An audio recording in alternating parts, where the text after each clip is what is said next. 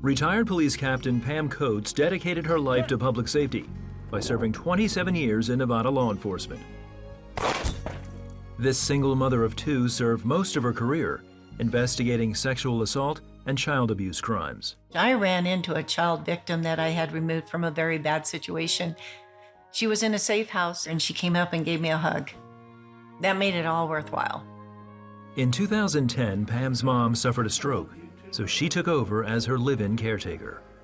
So I was home a lot.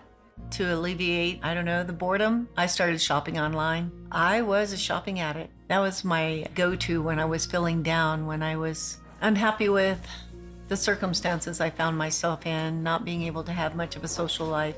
That was my social life. My sister from California would come over and give me a reprieve from taking care of my mother, and my youngest daughter and I would typically go on little vacations. My mom would help out with paying for the travel expenses, but I would continue to shop even when I was on vacation and buy extravagant things for my daughter. And so those credit cards continued to maintain a pretty high balance.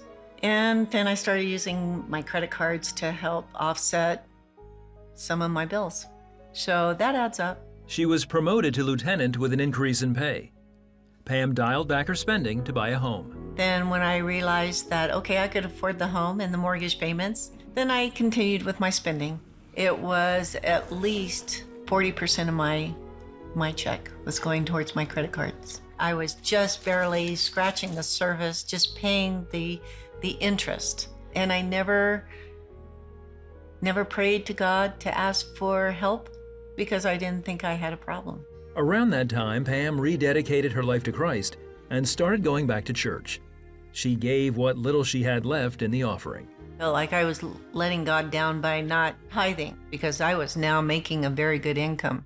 And I was consumed with guilt that I could not tithe, but yet I could not stop spending. 5 years later, as she neared retirement, Pam calculated a budget based on her pension income versus her expenses.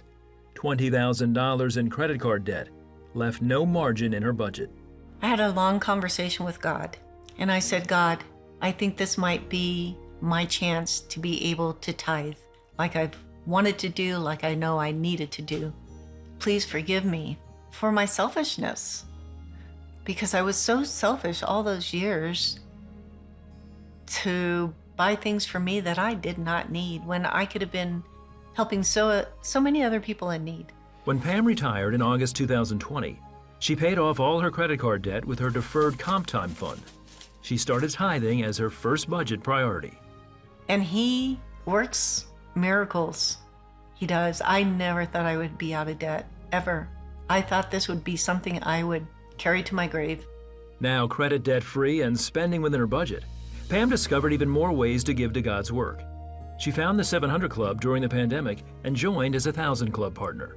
I love the stories of seeing people turn their lives from a life of crime to knowing Christ and making a difference and contributing to society. When I found out what CBN's all about, they help people all over the world. I said, oh my gosh, I want to help them. I'm so blessed with having clean drinking water that we take for granted.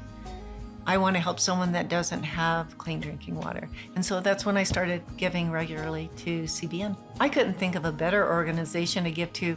I just feel if you give and help the poor, that God will in turn richly bless you. That's what God wants us to do.